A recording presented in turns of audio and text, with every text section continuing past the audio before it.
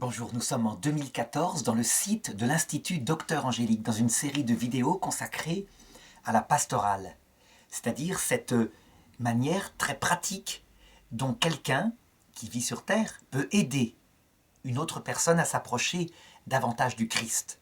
Ce sont des vidéos, évidemment, de théologie catholique. Et je voudrais aborder dans cette vidéo la question de la pastorale et du discernement des vocations consacrées. Presque 50 ans après le Concile Vatican II, on peut dire qu'en Europe occidentale, on voit à quel point cette pastorale-là est essentielle. On peut dire qu'on a vécu, surtout à partir des années 70, une grande crise du discernement des vocations, une crise qui a eu des conséquences terribles parce que c'était le choix en particulier des pasteurs, de ceux qui s'occupaient de la pastorale, de ceux qui s'occupaient de mener le peuple de Dieu vers Dieu et l'amour du prochain, qui s'en est trouvé affecté. Donc il y a là un sujet très important. Et la première chose qu'il faut avoir en tête, comme toujours dans ces cours de pastorale, c'est la théologie qui est sous-jacente à ce qu'on appelle une vocation consacrée. Les vocations consacrées, elles peuvent être multiples. J'appelle vocation consacrée toute personne qui se voue à Dieu dans le célibat. Le mariage est une vocation consacrée, le sacrement de mariage est une vocation consacrée. Mais je ferai une vidéo spécifique pour cette vocation-là qui se fonde sur un appel d'abord naturel, qui précède son élévation par Jésus-Christ à la dignité de sacrement, donc de vocation. Les vocations consacrées touchent aux femmes et aux hommes. Elles peuvent être parfois données comme Marthe dans l'Évangile, à l'action apostolique. Et parfois, jusqu'à des extrêmes qui s'appellent par exemple la vie érémitique, où on voit Marie, sa sœur, qui est sans doute la même Marie-Madeleine qui est dans l'Évangile, dont la légende dit qu'elle devint ermite. La vocation contemplative peut aller jusqu'à la vie érémitique, une personne qui vit toute seule pour Dieu, pour se consacrer à la prière. Donc on pourrait dire que, extérieurement, comme ça, avec un regard superficiel, il y aurait deux sortes de consécration. L'une qui serait vouée au commandement « tu aimeras ton prochain comme toi-même » et l'autre qui serait vouée au commandement « tu aimeras ton Dieu de tout ton cœur, de toute ton âme et de toute ta force ». Eh bien ce n'est qu'une apparence qui, malheureusement, a trompé bien des personnes qui discernent les vocations. En réalité, toutes les vocations consacrées sont consacrées à ces deux commandements ensemble, de manière différente certes, mais à ces deux commandements parce qu'ils sont inséparables. Au point que je dirais que si on sépare, si quelqu'un prétend se consacrer à Dieu seul en oubliant son prochain, c'est une fausse vocation. Mais de même, et ça a été l'épreuve qu'on a vue en Europe occidentale, comme je le disais tout à l'heure, si quelqu'un prétend se consacrer à l'amour du prochain en oubliant ou en mettant en second l'amour de Dieu, c'est une déviation, une crise grave, comme disait d'ailleurs Saint Vincent de Paul à ses sœurs, qui passaient un temps fou à s'occuper des malades, des pauvres. Nul ne peut voir le Christ dans les pauvres s'il n'a passé d'abord de longues heures à le chercher pour lui-même. On peut dire que la crise qu'a suivi en Occident le Concile Vatican II, et le Concile n'y est pour rien, c'est mai 68, c'est la réaction aux deux guerres mondiales qui y est pour quelque chose. Mais cette crise-là, ce sont des valeurs chrétiennes qui, chez certains pasteurs chargés de discerner les vocations, étaient devenues folles. À savoir qu'ils avaient négligé l'amour de Dieu au profit de l'amour du prochain. Cette division, qui permettrait de distinguer deux vocations, une pour Dieu, une autre très différente pour le prochain, est du diviseur. Le diviseur, on sait comment ça se dit, c'est Satan, le diviseur qui oppose. Et ce qui est chrétien, le vrai discernement, c'est que ces vocations sont absolument unies dans toutes les vocations. Donc, à partir de là, quelle est la base théologique qui permet de discerner une vocation? Eh bien, c'est quand une personne ne peut pas faire autrement que de se donner entièrement à Dieu, en vue ensuite de se donner au prochain d'une façon ou d'une autre qui peut être tout à fait différente. Par exemple, si quelqu'un veut devenir ermite, c'est pour que sa prière porte la vie difficile des autres, de ceux qui sont dans le monde, des pères et des mères de famille, des enfants, des vieillards. Il ne peut pas s'en séparer. Des vrais ermites qui ont une vocation authentiquement chrétienne sont quelquefois encore plus au courant de l'actualité que des gens qui regardent la télé, et eux n'ont pas de télé pour autant. De même, une vraie vocation, disons, liée à une œuvre, comme par exemple une vocation de sœur hospitalière qui s'occupe d'être infirmière dans un hôpital, ou de s'occuper des personnes âgées, comme les petites sœurs de Jeanne Jugan, les petites sœurs des pauvres. Une vraie vocation se discerne par le fait que ses sœurs, ses frères, sont donnés au Christ, et en se donnant au Christ, se donnent aux personnes qui sont objets de leur vocation. On peut dire que la crise des années 70 qui a vu des discernements se faire de manière, on peut le dire, folle, à savoir, par exemple, dans des séminaires, des jeunes qui rentraient et qui étaient surpris avec un chapelet, qui avait une vie de prière, et qui étaient donc en conséquence tout de suite, au niveau du discernement, orientés vers la vie contemplative, la vie monastique, qui étaient séparés de la vie de prêtre de paroisse. Ce genre de discernement fut une vraie folie, si bien que, en fait, à cette époque-là, qu'est-ce qui permettait de discerner une vocation de prêtre dans beaucoup de diocèses? Une capacité à animer de manière sociale une paroisse, une capacité à accueillir les gens, qui sont des qualités absolument essentielles, mais non fondées sur l'amour du Christ. Si bien que, en l'occurrence, voilà ce qui se passa comme dérive. Quelles sont les personnes qui arrivent à se donner à un célibat consacré pour être plus disponibles dans une paroisse, parce qu'on peut les appeler la nuit, etc. Alors que des vétérinaires, des médecins, on les mêmes appelle la nuit. En tout cas, dans les années 60-70, c'était comme ça. Qui est-ce qui peut se consacrer dans le célibat s'il n'a pas l'amour de Dieu? Eh bien, ce sont des personnes qui ne sont pas à l'aise avec le mariage. Des personnes qui ne sont pas attirées par cette forme de vie. Ça peut être pour de multiples raisons. Des raisons intellectuelles, ils sont passionnés par les études, mais ça peut être aussi pour des raisons de déviation intérieure. Et c'est ainsi que, à partir de ce discernement-là, on a vu éclater dans les vocations de l'Église catholique à cette période-là toutes les déviations.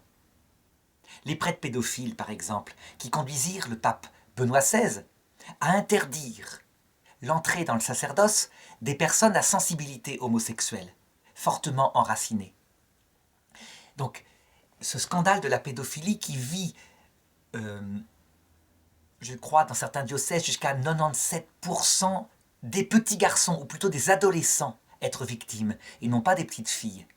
Eh bien, suite aux enquêtes, le pape Benoît XVI discerna que c'était très souvent le fait de personnes extrêmement généreuses, mais ayant un très faible contrôle de la différence entre l'amitié, l'affection et la sexualité, et donc qui tombèrent très souvent dans ces déviations que j'indique. Du côté de la pédophilie hétérosexuelle, qui est bien plus nombreuse dans le monde, puisque la plupart des personnes sont hétérosexuelles. C'est plutôt dans les familles que cela eut lieu. Et donc il y eut un défaut de discernement. En fait, un prêtre qui se donne au Christ, il est un homme normal, il est attiré par les femmes et il se donne au Christ, il renonce à son attraction pour la vie familiale à cause d'un amour exclusif. Si bien que s'il le fait pour un autre motif, parce que la vie de famille ne l'intéresse pas, le discernement de la vocation sera positif et en fait il est fondé sur une erreur de discernement. Voilà un des effets de cette déviation. Donc je dirais, pour résumer, on discerne n'importe quelle vocation consacrée par le fait que l'amour de Dieu, l'amour du prochain, un jeune, une personne qui peut être plus âgée, veut s'y donner exclusivement par le moyen total qui est la prière, l'action. Et donc, en se privant de quelque chose qui l'attire par ailleurs, la vie de famille, le mariage. Il ne fait pas ça par fuite de la vie de famille. Non, bien au contraire. C'est plutôt comme un amour sublimé, par le fait qu'il sait qu'il se réalisera d'une manière beaucoup plus grande dès cette terre et dans l'autre monde, comme le promet Jésus. Celui qui aura tout quitté pour moi aura en ce monde beaucoup plus en épouse, enfants, famille, frères, sœurs, père, mère, et dans l'autre monde, la vie éternelle. Sans compter en ce monde, ajoute Jésus, des persécutions. Parce que cette vocation-là, qui est due à un amour plus grand, qui du coup assume cet amour naturel du couple au point qu'on ne s'y donne pas, eh bien, cette vocation n'est pas comprise par les gens qui n'ont pas reçu cette vocation, d'où leur suspicion très souvent. Alors, cette théologie étant posée, on peut entrer maintenant dans la deuxième partie, la partie vraiment pastorale, avec plusieurs questions qui se posent. La première question, c'est celle, je dirais, de l'encouragement des vocations. Ces vocations qui diminuent fortement en Europe. Comment est-ce qu'une pastorale peut encourager des jeunes à se donner? Eh bien, je dirais que il faut le reconnaître. Certainement, il peut y avoir une attraction qui vient des belles cérémonies, des habits sacerdotaux, magnifiques. Je dirais de l'habit religieux qui peut attirer des jeunes. C'est ce qui se passe encore en Afrique. Il y a cette partie humaine qui compte. À savoir que celui qui est religieux, religieuse, c'est comme au Moyen-Âge en Europe. C'est quelqu'un qu'on admire. Donc, ce motif humain peut exister. Mais c'est certainement pas ce qui va permettre de fonder une vraie vocation. La vraie vocation, au sens propre, c'est un appel du Christ. Et donc, elle est fondée sur le fait qu'une personne a reçu de Dieu la foi, vertu théologale, la charité qui va avec, et l'espérance de la vie éternelle. C'est essentiel à comprendre. Ça veut dire que tous les artifices qu'on pourrait utiliser sont peut-être utiles. Je me rappelle à une certaine époque les groupes d'enfants de chœur qui permettaient à des garçons de réfléchir à la vocation. C'est très bien et il faut le faire. Mais ça reste des artifices nécessaires, importants. Le fondement, c'est l'appel du Christ. S'il n'y a pas l'appel du Christ, ce sera une mauvaise vocation. Et c'est pourquoi ce qui suscite profondément la vocation, c'est la présence d'une foi vive, soit dans les familles, soit dans les églises des différents pays où elle s'exerce. Est-ce que cette pastorale vient des apôtres, des prêtres qui sont actuellement en exercice, des familles? Réponse oui, il y a un rôle. On voit bien comment, par exemple, Saint Pierre, lorsque Jésus est parti, il part à la pêche et pêche toute la nuit. Il fait les efforts, donc il faut pêcher toute la nuit, il faut travailler au jardin du Seigneur, même lorsqu'il n'est pas là. Mais il faut le reconnaître, les fruits, la venue des vocations, elle vient du Seigneur seul. Quand il dit à Pierre, lance ton filet à droite de la barque, et que Pierre prend 153 poissons au point que le filet manque de se déchirer, mais il ne se déchire pas. Ça, c'est l'action du Seigneur. Ça veut dire que actuellement en Europe, dans cette période de vaches maigres, ou une épreuve qui vient sans doute de l'Esprit Saint aussi, pour appauvrir l'Église d'Occident, après les abus du XXe siècle, les 2 guerres mondiales, etc. Eh bien, le jour où le Seigneur revient, d'un coup, les vocations foisonneront. Et il faudra bien être là pour les recevoir. C'est une partie à la fois pastorale et théologique essentielle. Parce que si on oublie ce critère-là, on l'a vu à une certaine période, on s'agite dans plein d'actions, toutes plus imaginatives les unes que les autres et qui ne produisent aucun fruit. Le fruit vient de l'Esprit Saint. Alors ceci étant dit, évidemment, eh bien, après avoir bien détruit, je dirais, comme cause première le travail des apôtres, ceci étant dit, tous les mouvements de jeunesse, le scoutisme, ça a été fondamental pour maintenir un certain nombre de vocations en Europe occidentale. Je pense en particulier au scoutisme d'Europe, au scoutisme unitaire, qui a donné dans la grande période de crise en France quelque chose comme 60-70% des vocations. Mais c'était un scoutisme authentique, tel que l'avait pensé le bienheureux Père Sevin. Ça veut dire un mouvement de jeunesse avec des activités et une foi véritablement fidèle à la foi de l'Église, totalement fidèle.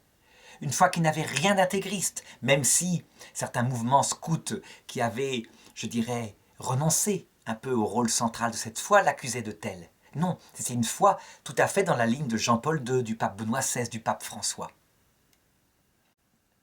On peut donc dire que le scoutisme, lorsqu'il a gardé l'esprit du Père Sevin, eh bien, il est une préparation non seulement à rester chrétien toute sa vie, mais aussi à la vocation. Il attire véritablement, par cet instrument, l'Esprit Saint peut attirer des jeunes gens vers le don au Christ. Une question importante qui se pose ensuite, c'est à quel âge est-ce qu'on accueille les vocations lorsqu'elles se présentent? Lorsque des jeunes gens frappent à la porte de n'importe quelle maison religieuse, soit le séminaire, soit la vie apostolique, soit la vie contemplative, est-ce qu'on peut les accueillir dès leur majorité? C'est un vrai débat qui se pose toujours, qui se pose à chaque époque et qui reste d'actualité aujourd'hui. On peut dire qu'il y a deux écoles. Une école qui dit « Non, ce serait une folie, les jeunes sont passionnés, ils veulent se donner à Dieu, il faut d'abord les obliger à poursuivre leurs études, à obtenir un diplôme et dans un second temps, ils pourront envisager de se donner à Dieu, leur vocation aura été éprouvée par ce temps de formation. » Et c'est vrai que ce critère doit être considéré. C'est une prudence humaine, une prudence à laquelle pensent tous les parents.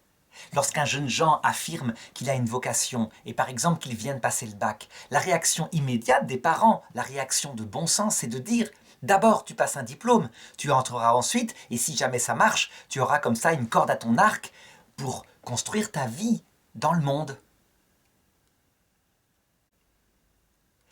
Le problème, c'est qu'il y a une deuxième école. Une école qui dit et qui constate que la vocation, par définition, elle est le fait de jeunes gens qui sont dans l'absolu du don.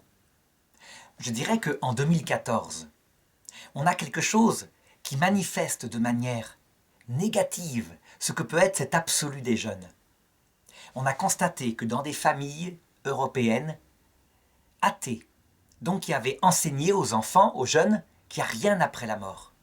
Et dans une éducation très libre, très tolérante, très humaniste. Des centaines de vocations au djihad, ça veut dire à la guerre sainte, pour mourir martyrs en Syrie, se sont développées. 80% des djihadistes européens étaient des Européens de souche qui partaient pour se donner en Syrie et donner leur vie à Allah, mourir martyrs à la guerre. Face à ce fait constaté, on peut dire que l'argument précédent qui dit « acquiert d'abord un diplôme et on verra pour ta vocation », il prend tout d'un coup une lumière tout à fait différente. Ça veut dire qu'on doit tenir compte de ce que c'est que cet absolu dans les jeunes qui peut être dévoyé. Là, en l'occurrence, c'est le cas.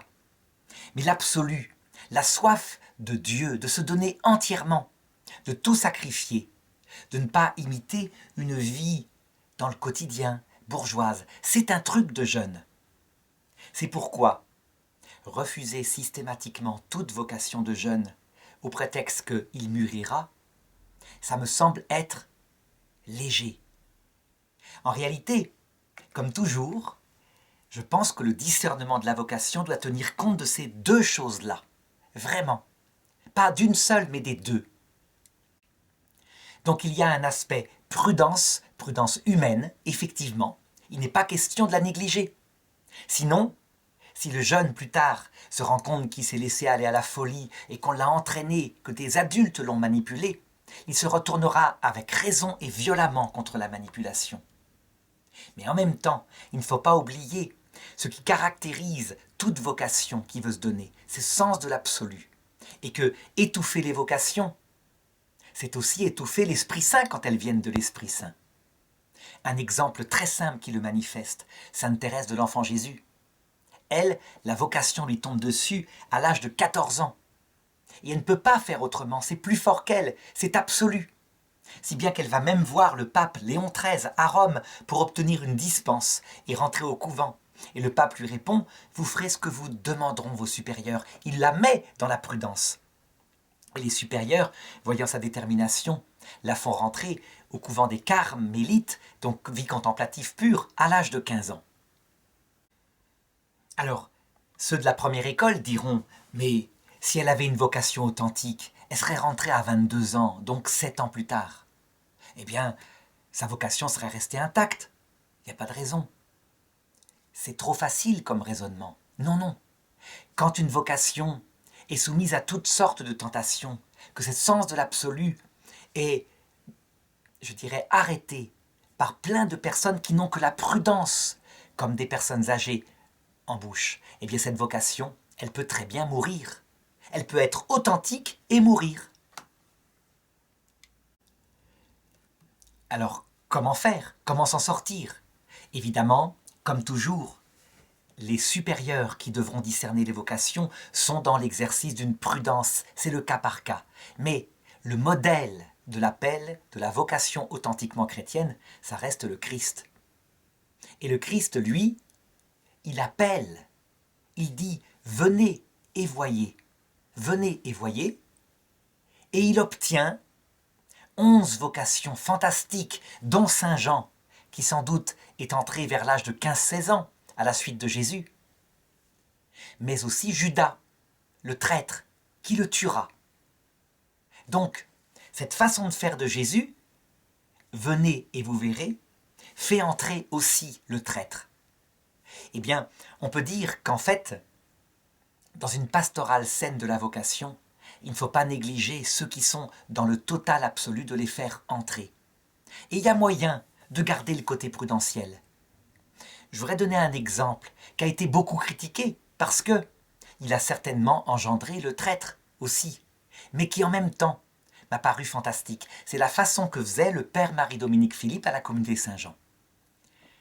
Il disait, puisqu'il acceptait tous les jeunes qui rentraient, « Venez et vous verrez ».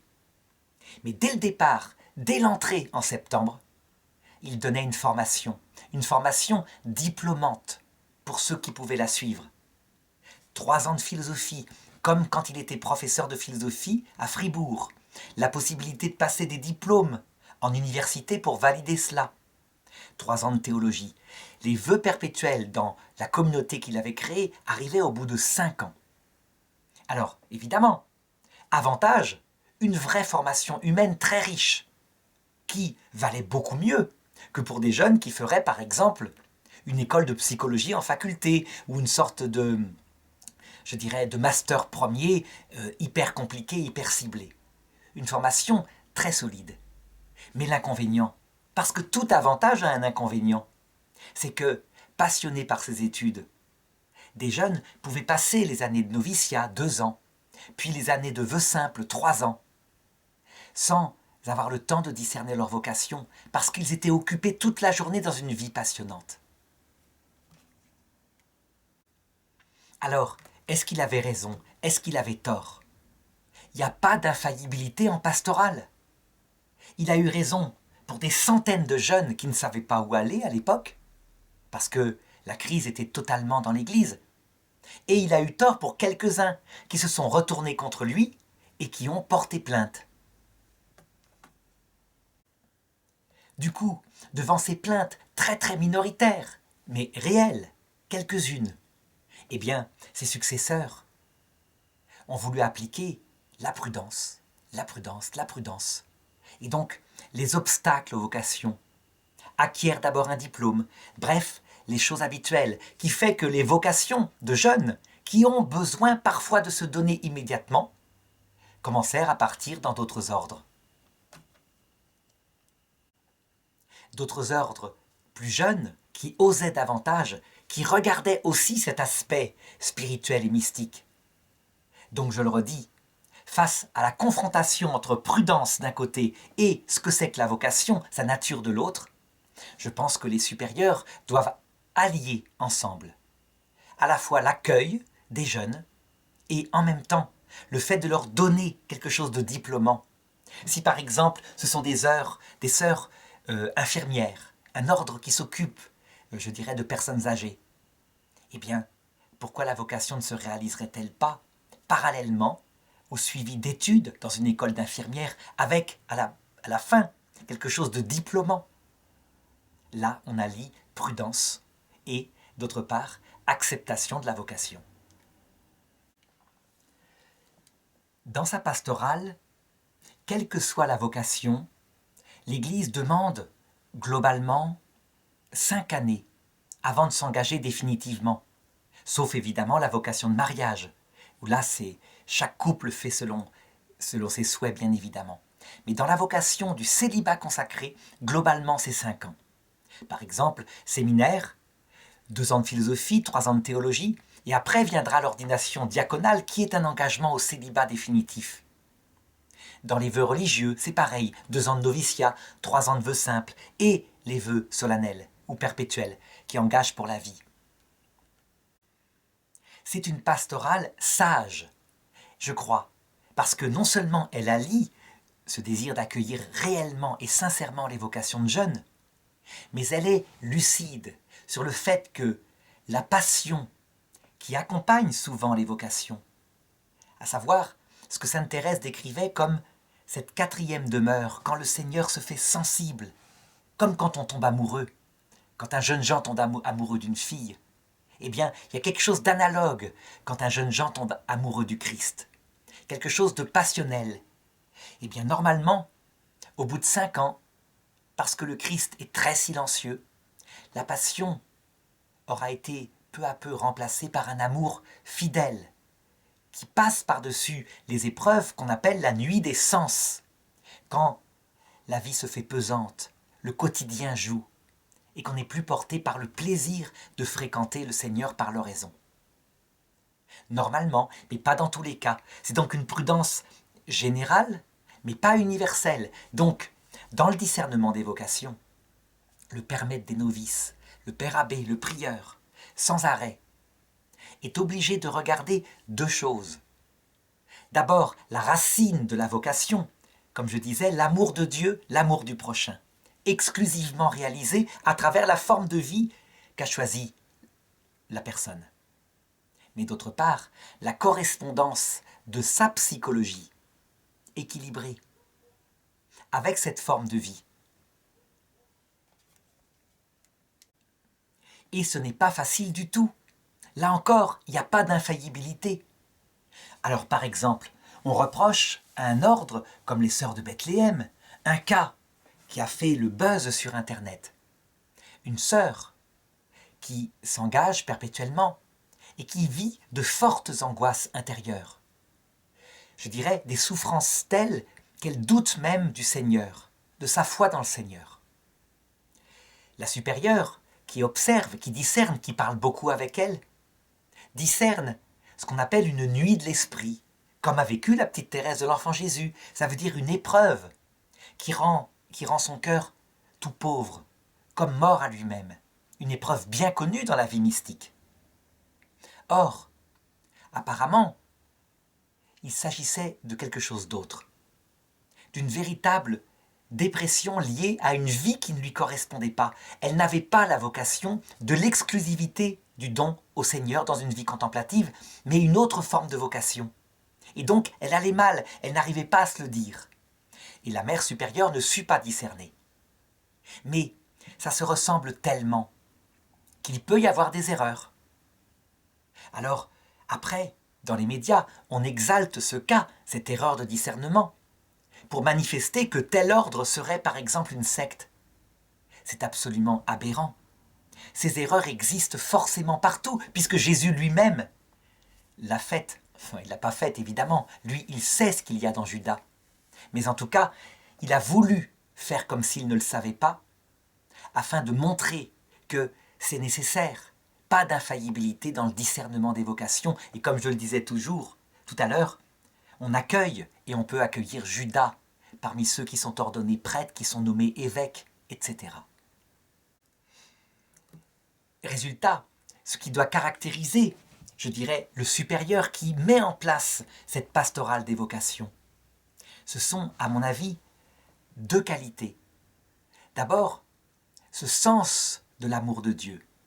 Ce sens de l'amour de Dieu qui se réalise par rapport à un humain fragile. Donc, qui se penche avec une intelligence prudentielle sur cet humain qui correspondra ou non à cet amour de Dieu et du prochain. Mais ça ne suffit pas. La deuxième qualité, me semble-t-il, qui va avec, c'est une grande humilité. Je me rappelle une fois d'avoir entendu un supérieur qui s'occupait de jeunes gens dans un séminaire et qui disait « Moi, je vois une personne, en 3 minutes, j'ai discerné qui il est, s'il a une vocation, s'il ne l'a pas, s'il ment, s'il ne ment pas. » C'était absolument impossible, sauf charisme particulier que Saint Padre Pio lui-même a reçu de temps en temps et au coup par coup. S'il n'y a pas cette humilité qui se dit « je peux me tromper », je peux faire erreur, confondre, comme je le disais pour la sœur de Bethléem, une nuit de l'esprit avec une véritable dépression d'origine psychologique. S'il n'y a pas cette humilité, cette capacité de se remettre en cause, eh bien, des erreurs viendront fatalement. Et je me rappelle que ce supérieur de séminaire, à un moment donné, discernant mal d'un jeune Jean qui était rentré et qui était extrêmement fragile, le renvoyant trop brutalement, apprit quelques jours plus tard qu'il s'était suicidé. Donc il avait été trop dur, trop violent, trop rapide. Cela le bouleversa tellement qu'évidemment, après, il apprit à exercer son ministère avec beaucoup plus de miséricorde, de patience, de douceur. Alors il y aurait bien d'autres points à soulever, tellement le sujet est vaste, puisque c'est toute la vie de personnes consacrées qui est regardée. Mais je voudrais aborder un dernier point, celui du suivi des vocations. On pense souvent donc à la préparation des vocations, au discernement des vocations, mais une vocation, ça se suit toute la vie. C'est le rôle certainement des supérieurs, les évêques le font avec leurs prêtres, les supérieurs de monastères avec leurs religieux. Et comme toujours, dans tout cet aspect vocationnel, l'amour de Dieu est essentiel et doit être entretenu, sinon la racine même de la vocation disparaît. Et cet amour de Dieu, Sainte Thérèse d'Avila montre comment il se manifeste avec des âges différents. Il y a des épreuves qui doivent être connues des supérieurs. Le docteur de l'Église, qui est Saint Jean de la Croix, aide à les comprendre. Donc je pense que tout supérieur religieux devrait avoir travaillé, intégré, compris intérieurement les différentes épreuves qui peuvent arriver dans le rapport d'une âme avec Dieu. Que ce soit une femme, que ce soit un homme, ça se réalise différemment. Comme dans le couple, on n'est pas fait pareil. Mais il y a aussi le rapport au prochain. Comment est-ce qu'un prêtre peut être laissé tout seul, sans soutien, dans une paroisse qu'il exerce, ou plusieurs clochers, et il n'a aucun soutien, aucune amitié? Énormément de vocations furent perdues à cause de cela. Des jeunes prêtres, par exemple, qui n'ont pas eu l'expérience, ne serait-ce que par le récit de personnes plus vieux qui les comprennent, l'expérience de ce que ça peut être que tomber amoureux, et qui, dans leur solitude, évidemment, rencontrent une jeune femme dont ils tombent amoureux. Et leur vocation est là, et cette tentation est là. Et ils se posent des questions. Évidemment, si jamais ils restent fidèles, après, ils sauront ce qu'il y a en eux. Mais lorsque la vocation est très jeune, il y a ici un apprentissage, quelque chose qui doit être appris par un enseignement. Et je pense qu'en général, les jeunes sont prêts à écouter l'expérience des vieux. Les supérieurs, parfois, peuvent détruire des vocations sans le vouloir. Je me rappelle d'un exemple récent. Un supérieur, envoyé par un archevêque, décide d'imposer une réforme à un monastère contemplatif. Un monastère de religieuses contemplatives, donc qui, a priori, ayant fait des vœux perpétuels de pauvreté, chasteté, obéissance, vont simplement obéir. Et donc, il arrive comme cela, et puis, il impose un changement de supérieur, une élection, etc., chose tout à fait correcte et normale, prudentiellement. Le problème, l'erreur fatale, c'est que ce supérieur ne savait pas qu'une religieuse contemplative n'obéit pas. Elle essaye d'obéir. Qu'elle est confrontée, parce qu'elle a souvent une vie religieuse assez longue, à toute sa féminité qui remonte. Donc l'attachement, les affections intérieures, des tas de choses qui vont se travailler sur toute une vie. Et donc en imposant cette façon de faire, il provoqua une scission, une explosion du couvent contemplatif, et 80% des religieuses retournèrent à la vie laïque. Est-ce que ça veut dire que ces 80% de religieuses qui n'obéirent pas n'avaient pas la vocation? Bien sûr que si, qu'elles avaient la vocation. Seulement, ce n'est pas parce que des vœux perpétuels ont été prononcés que la perfection est là. La perfection, la stabilité totale, elle est acquise dans la vision béatifique. Et donc, la délicatesse, l'attention, la façon de faire qui tient compte des personnes, c'est absolument toute la vie que ça doit être gardé. On retombe finalement sur ce que je disais tout à l'heure. Quelqu'un qui exerce un supériorat, qui aide des vocations à s'épanouir, certes l'amour de Dieu, certes l'amour du prochain, mais l'humilité. L'humilité devant sa mission, qui peut être parfois celle d'un éléphant dans un magasin de porcelaine.